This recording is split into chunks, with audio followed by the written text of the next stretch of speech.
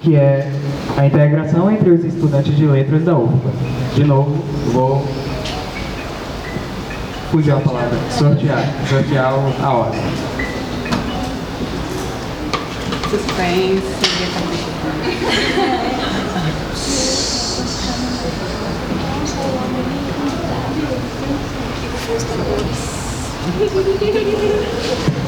Oráculo pergunta.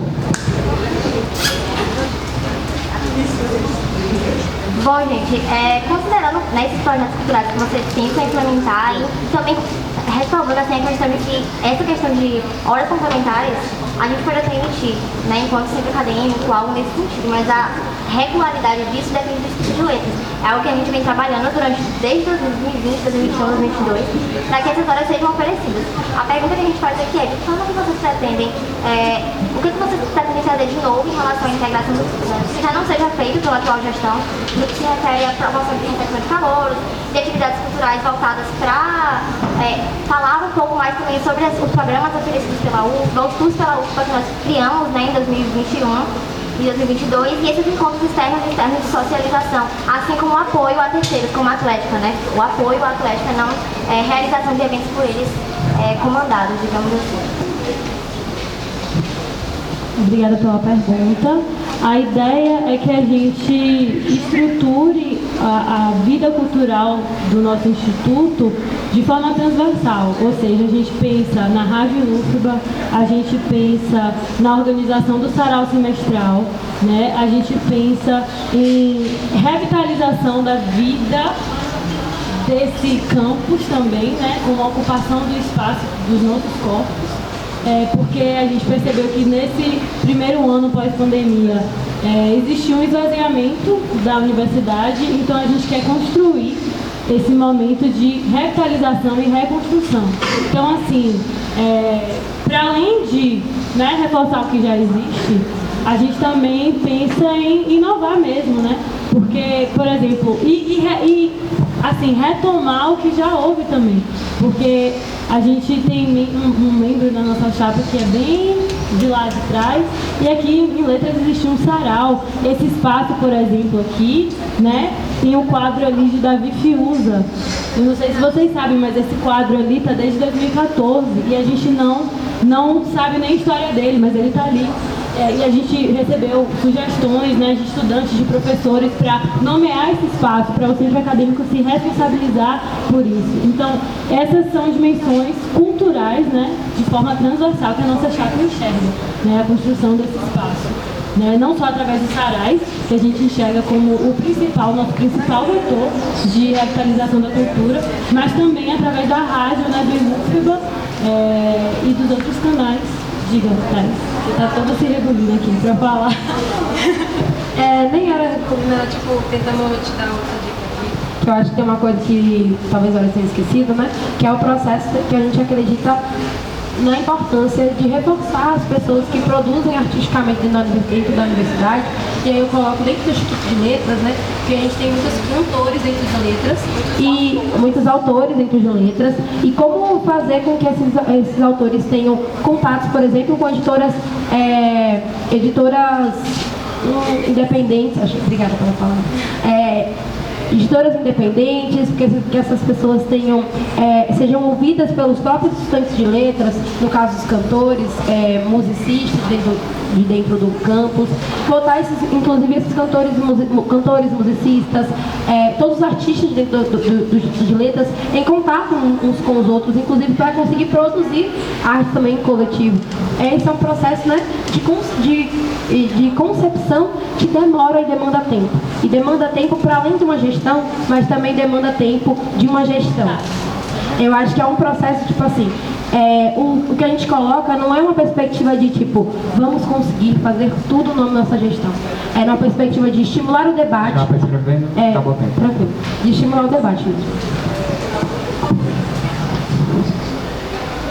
Bom, eu acho que é importante, né, trazer essas questões também de arrecadação, a questão orçamentária, como a gente já havia falado. A gente sabe que esse próximo ano, ainda que o Lula tenha sido eleito, a gente ainda continua com o orçamento de Bolsonaro, ainda que novas emendas sejam, né, levantadas pelos parlamentares. Então é interessante pensar nessa transparência, como a gente já havia dito antes. E nessa questão de tentar conciliar a atividade do centro acadêmico com outros grupos de produção cultural, artística. A gente tem a feira literária, né, do INUFBA, então tentar atuar na coletividade, com a atlética, sem a gente passar por cima, né, dessas entidades que também nos representam, que produzem também, que fazem com que os estudantes sejam mobilizados também culturalmente. Né? A gente entra aqui muitas vezes com aquela falsa ideia de autonomia universitária, que é nós por nós. Na verdade, somos nós por nós, mas não nós sozinhos, né? Então, que a gente tenta promover muito essa rede de apoio, essa rede de troca de informação, essa integração, essa transversalidade entre o grupo estudantil, né? De construir juntos, de chegar juntos. Então, eu acho que é muito importante, principalmente, pensar em como atuar coletivamente com as entidades que já existem, que já atuam nos jovens estudantes.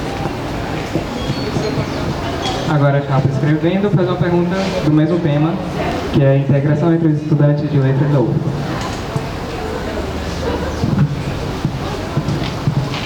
Acho que a gente pode pensar, né, sobre a integração, que algumas questões, né, a ser levantadas, é que, para além da integração enquanto evento, né, para além da integração enquanto construções de processos coletivos, a gente também precisa fazer a integração dos estudantes ao Instituto de Letras, que é uma das coisas que precisa ser feita, né, para além da integração entre os estudantes precisam ser integrados ao Instituto de Letras. E aí é um processo, né, de entender as demandas institucionais que o Instituto de Letras tem, e aí eu falo que a gente precisa construir um processo de comunicação com os estudantes, com os estudantes sobre como estão os processos dentro do Instituto de Letras, como faz esses processos dentro do Instituto de Letras, mas principalmente em como estão as pautas estudantis dentro dessas instâncias institucionais. Bom, para além dessa recepção entre os estudantes, eu acho que uma coisa que é importante a gente trazer é a forma como a gente sempre tenta trazer, desde quando eles entram, né, enquanto calouros, para entender como é que funciona a dinâmica da universidade, a dinâmica entre os alunos, a dinâmica do espaço físico da universidade, a relação professor-aluno. Então, o que a gente sempre tentou reforçar foi a forma como a gente sempre esteve aqui e estará aqui para ouvir essas demandas dos estudantes.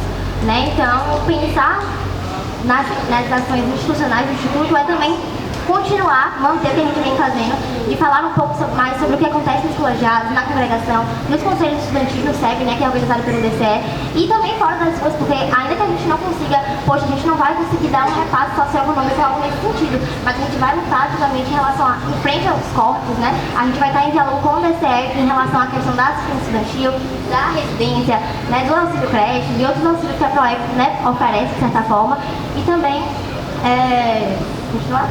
E lutar, de certa forma, quando a gente tiver iniciativas puxadas também para ir para as ruas, porque, como vocês bem comentaram, a representação ela se constitui dentro e fora do Instituto.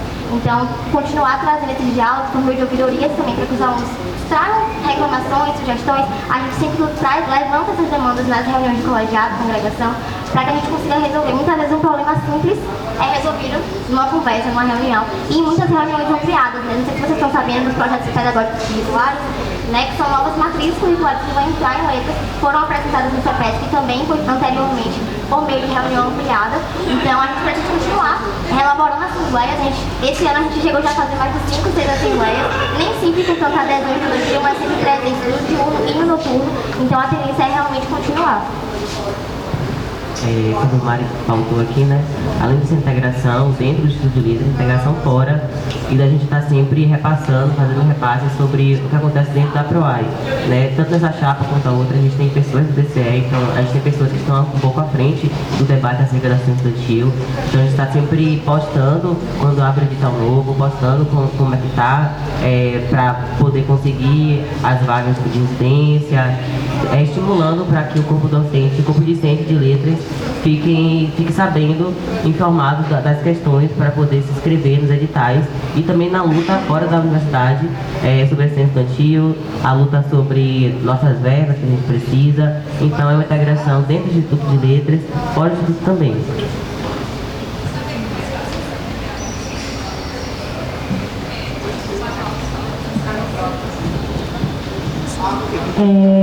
Certo.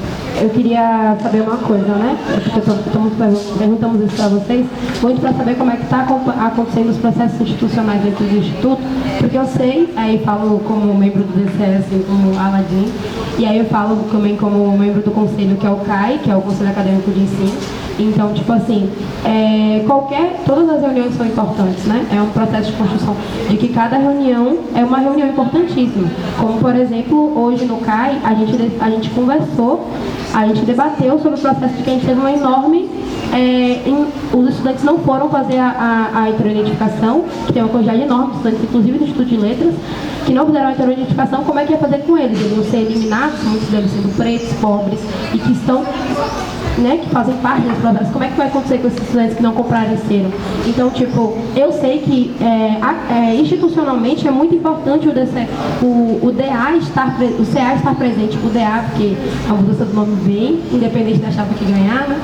Eu acho que o DA acompanhar esses processos institucionais, porque eles é que garantem a nossa estadia dentro da universidade, dentro do Instituto. Inclusive, falo porque me sinto comprometida com o processo, inclusive do jubilamento dos estudantes, que a gente tem um processo que aqui no Instituto ocorre de uma maneira muito devagar, assim, realmente, e passa pelo CAI 1 milhão de anos antes. Falo que eu vejo o mesmo processo no CAI, o resultado sai daqui muito tempo depois. Isso é uma coisa que a gente precisa acompanhar enquanto gestão para o Instituto, né? Então é muito importante a participação nas congregações, a participação nos colegiados e nos departamentos, porque todas essas reuniões definem e principalmente fazer os repasses dessas reuniões. Obrigado novamente pela pergunta das duas chapas. E agora vamos para o terceiro e último tema, que é inclusão de grupos minoritários na comunidade do IUFBA.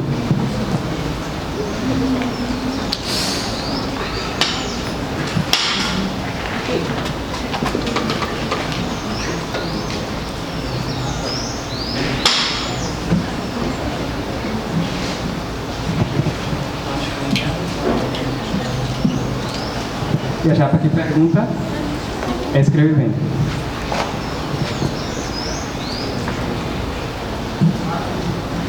Bom, eu já gostaria de deixar registrado aqui que eu tenho um problema com o termo inclusão, porque, como eu disse anteriormente, não é nenhum favor, né, é obrigação.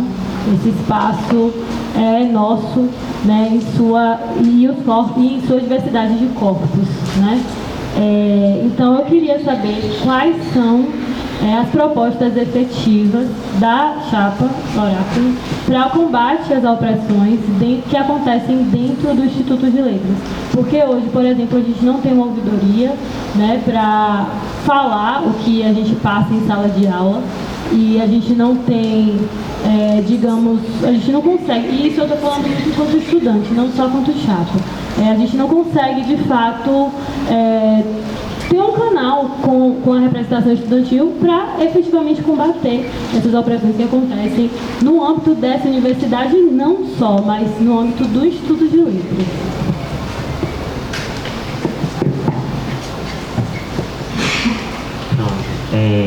Não me escuta? Pronto, eu faço parte de um coletivo, que é o coletivo 3 UFBA, sou transativista e sou coordenador da parte LGBT do DCE da UFBA. Então, sobre essas questões de inclusão, também não concordo muito com o nome, né? Mas de que existe uma certa opressão dentro dos nossos corpos, dentro do espaço acadêmico, e tem algumas propostas que a gente pensa para efetivar esse diálogo, efetivar essa troca. É o Cine Debate e Clube de Leitura também. O Clube de Leitura, ele funcionaria trazendo escritas de gente que está aqui dentro da universidade, que tem livros publicados ou não, para estar tratando de assuntos, né? Então essas escritas desses corpos dissidentes trariam questões sobre negritude, sobre questões indígenas, sobre LGBT.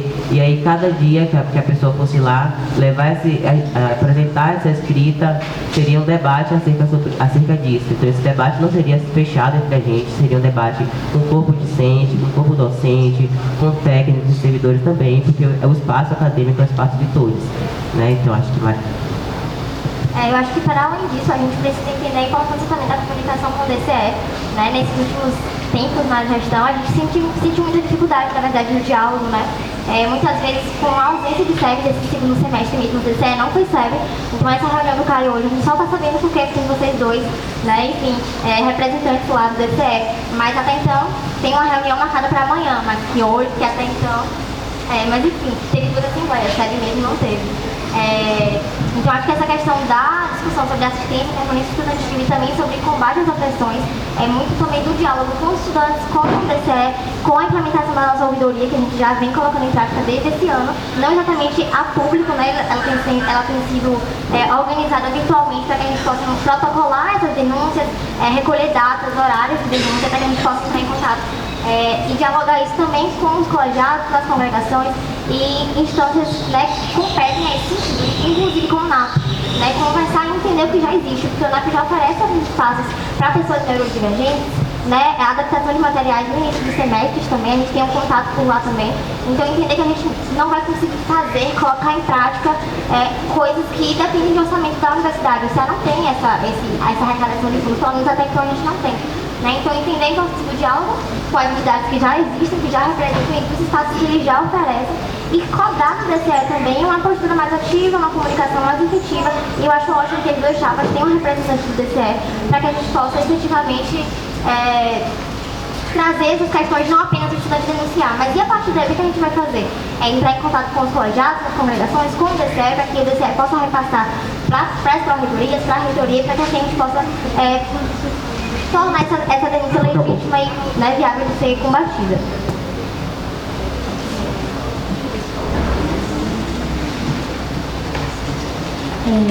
Na verdade, assim, é importante a gente também entender que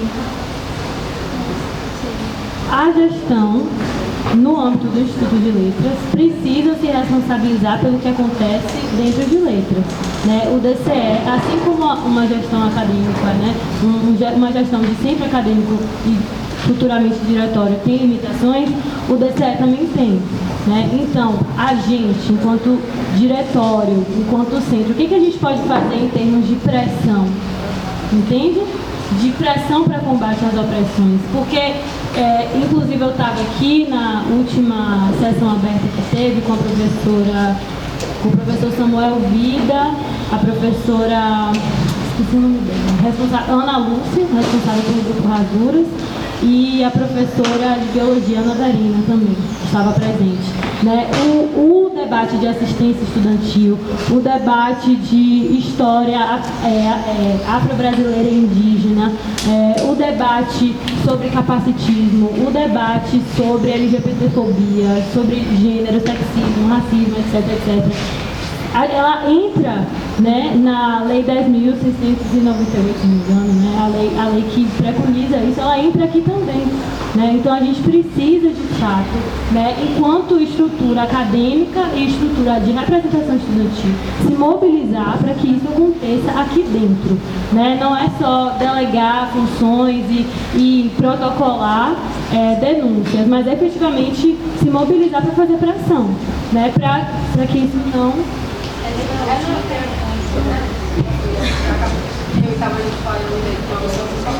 É isso.